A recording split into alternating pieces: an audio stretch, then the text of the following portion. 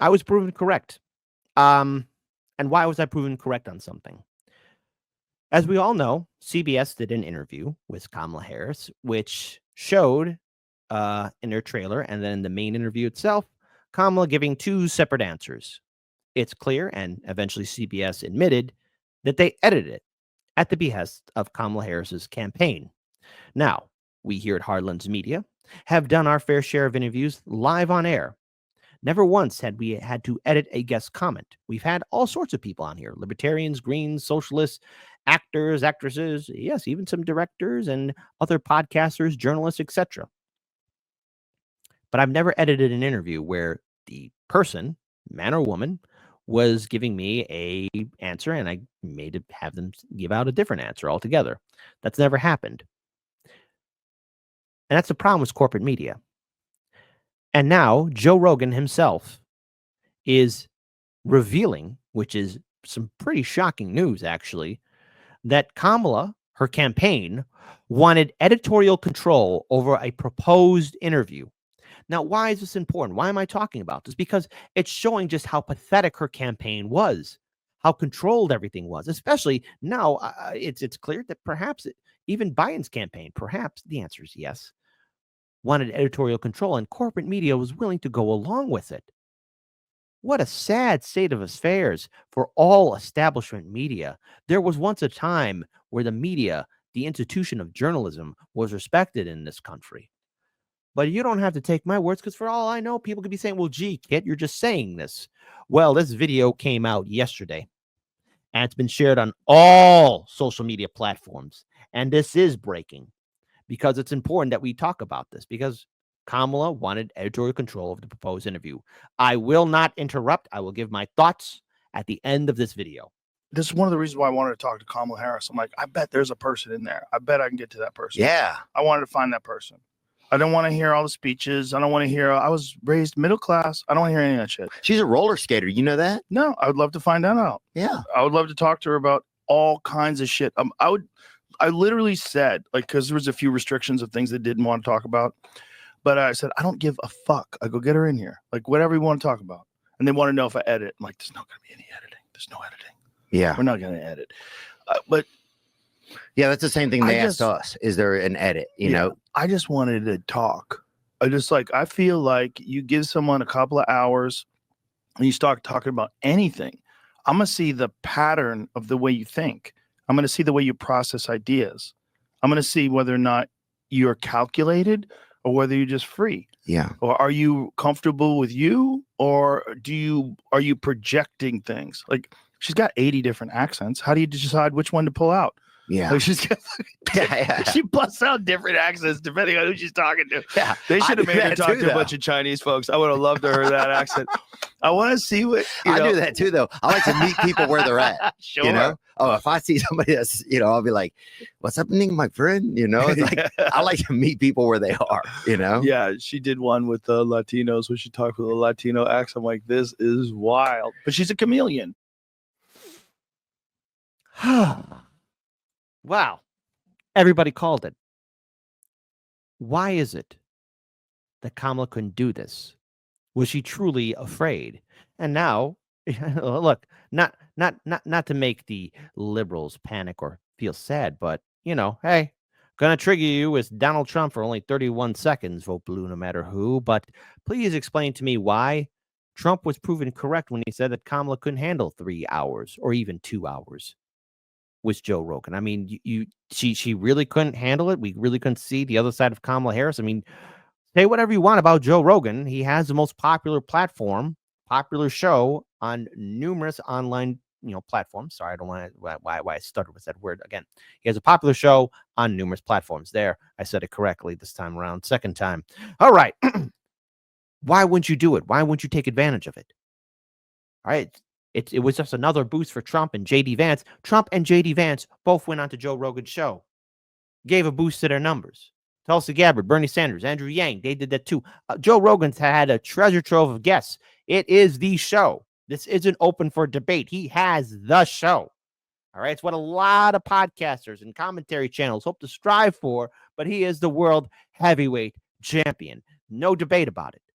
And you couldn't do it. And yet The Kamala Harris campaign had the audacity to say, oh, we want editorial control. We want to control it. No guest has asked that of Joe Rogan. And you didn't think he was going to say anything? Everybody's thoughts about Kamala Harris and all of her previous other interviews are now becoming a reality, is that they were controlled, there was editorial control, and that they weren't authentic and real.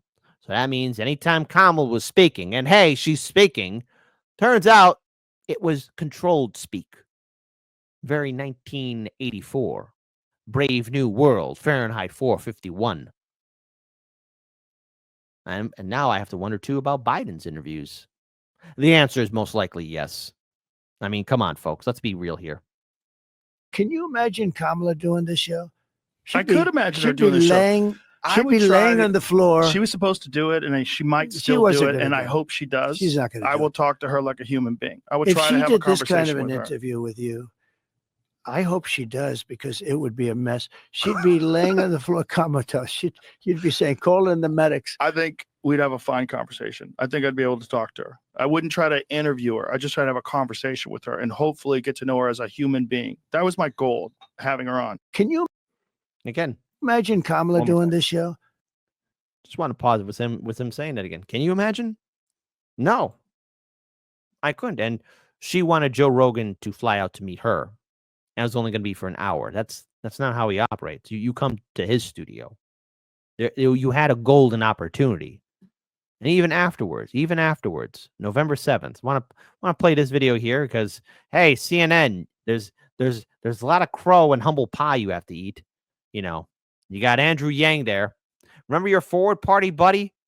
Yeah, it turns out you didn't really believe in that much. But Andrew, give us your insightful 2 cents. When you and I were speaking at one point earlier, you were talking about algorithms, all kinds of data that was available that you were, people were going to be presenting to the Harris campaign. Sure. And I suppose you're going to say that did fall on deaf ears to large part? Yeah, Van's right. They were like, we've got it. We've got it. And they didn't have it. And one very obvious missed opportunity is that Joe Rogan is the biggest audience in the country. It's disaffected, low propensity men, kind of the audience that the Harris campaign should be trying to reach. It was much more upside than anything else. Kamala goes on, Tim Walz goes on, and then you have millions of men who are exposed to the Democratic message, and they turned it down because she was too busy. I mean, like it makes zero sense, except in the context that the team just didn't have confidence in her to do it, which would be its own issue. Unless you think he's being mean. 48 million views for the Rogan Trump interview on YouTube alone. Which was what, a 3-hour interview? A 3-hour interview with 48 million views. Shh, don't say it to CNN. They're foaming at the mouth. Oh, if only we could get those views. If only we could get those numbers. Oh, please, let us someday get those numbers back. Oh, no, you're never going to get that back, corporate media. All right? You guys are never going to get those numbers back. But I always want to pull up this article here for also Yahoo News. Popular podcast host Joe Rogan revealed more details about his attempt to interview Vice President Kamala Harris before the election never materialized. There were a few restrictions of things they didn't want to talk about, but I said, I'm giving an F, get her in here, like whatever you want to talk about.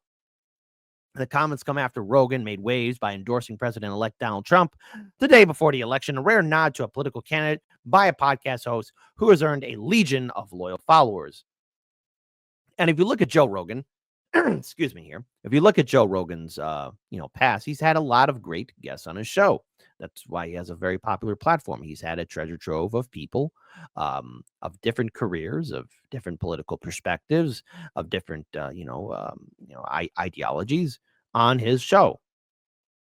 Rogan's endorsement of Trump after he appeared for an interview on the podcast in late October, talking to Rogan for nearly 3 hours. Rogan would later go on to interview billionaire Elon Musk, who became a key Trump ally down the stretch run of the campaign. Again, don't forget, he interviewed J.D. Vance as well. However, similar attempts to get Harris on his show did not bear fruit for the podcast star, who revealed Friday that we would have talked about anything in an attempt to get to know Democratic presidential candidate.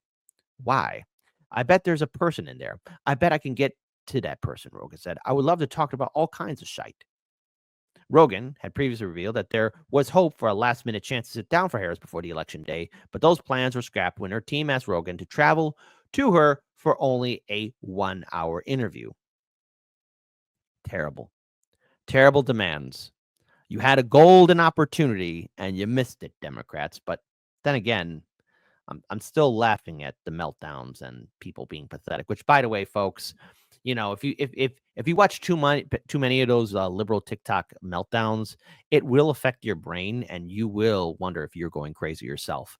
I had to stop that. Again, perhaps maybe I'll do another collage of people melting down and panicking. Perhaps I'll do a special January 6th one. But seriously, to anyone who's part of the Kamala Harris campaign, you need to pick a different career path, because obviously politics and understanding the new online media space is completely foreign to you, and you don't have what it takes. Also, for the record, the Harris campaign was not passed on doing the podcast. Rogan said 1 week before the election. They offered a date for Tuesday, but I would have to travel to her, and they only wanted to do it in an hour. I strongly feel the best way to do it is in the studio in Austin, as you should. My sincere wish is just to have a nice conversation and get to know her as a human being. I really hope we can make it happen. Rogan also revealed he was asked by Harris's team if the show would be edited, something Rogan said he would not do. And no true online show would ever do that. Okay. I mean, there has to be a certain point where, hey, there's an edit. Like, let's say a loud noise happens, or, oh no, a pipe bursts and there's water dripping all over the place and I have to clean it up real quick.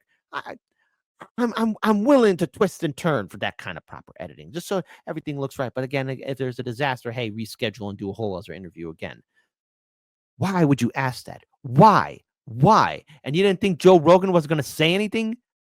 Kamala Harris campaign? Can you imagine if Trump asked that? Could you imagine if anybody else was going to ask that? Of course.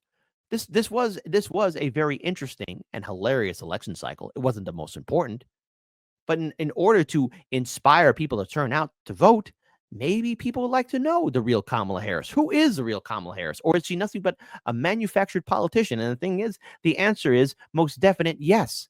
And we saw it firsthand during the 2019 Democratic primary. She got decimated. Even before the first primary vote happened, Tulsi Gabbard destroyed her twice on a debate stage. Every time Kamala spoke in 2019 and early 2020, she was losing support. And the same thing happened when she replaced Biden. And this isn't an opinion, it's a fact. Difference between the two. But it's okay. There's a lot of latte drinking liberals out there who think they know better. It's perfectly fine. And I understand why, because everyone was so smug and think they had it in the bag. Well, now you have a bag of crap. And on January 6th, Vice President Kamala Harris will have to certify her defeat against Donald Trump, because that's what the job of the vice president's supposed to do when the new president comes in. And all the while she is filling that out, she'll wonder, why did she do this job in the first place? Did she ever have what it took? And maybe she should have done things differently. It'll probably be the biggest L in human history here in America. I wouldn't want to be her at all, but I also want to be those people who advise her throughout the campaign. You guys and gals who are part of the Kamala Harris campaign, learn the code and find a new job. Because how dare you ask anyone to edit an interview? If your candidate can't answer the questions, then maybe your candidate doesn't have what it takes. But hey, we said that before, and we stand by our words. And because we stood by our words and because we've been consistent, me and my fantastic audience were proven correct. Kamala was never real, and she could not do a 3-hour interview, and Donald Trump was proven correct about that. Eat that humble pie, liberals. Eat it. Eat all of it. Don't share any.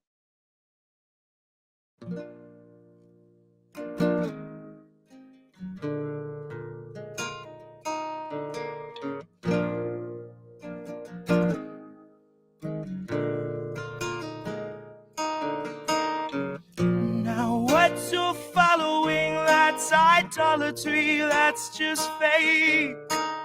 And all that wallowing that you tolerate, that's not faith. The kings of colony watched autonomy make our graves. The kings of colony know no policy, only rape. fall asleep, it won't bother you what they say. But the kings of colony, while they slaughter, they still complain. And we say, please color me, still too solemnly, still too plain. All hail economy, praise the pharmacy, seas in flames. They're buying up Hawaii, and the smoke's not even cleared.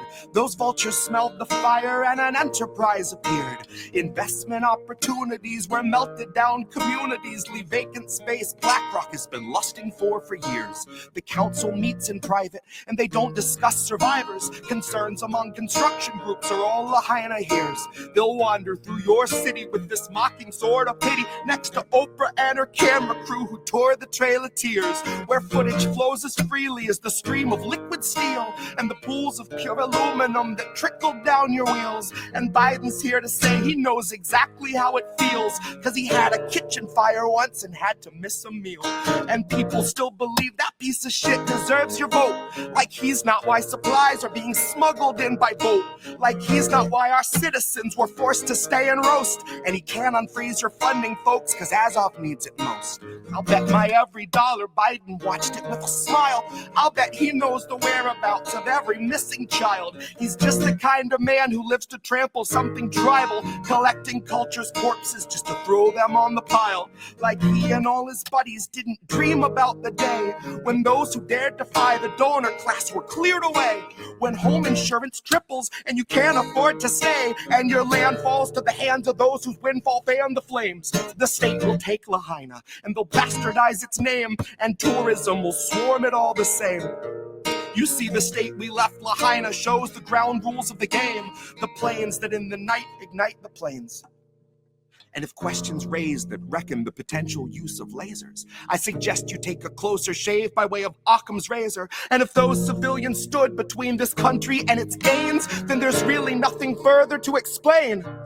Because you may know this already, if you truly know our past, but it ain't the first occasion and it will not be the last where Americans are kettled in and made to bear the blast, are barricaded in and left for ash. How many in Lahaina now are lying there awake and still can hear the city we left leveled in our wake? They still hear all the people that we let the fire take, instructed from above to stay in place. So look to the horizon, cause a fire comes for you. Desire made incarnate of the power-hungry few who instructed the police to not let anybody through, to barricade them in, and so they do.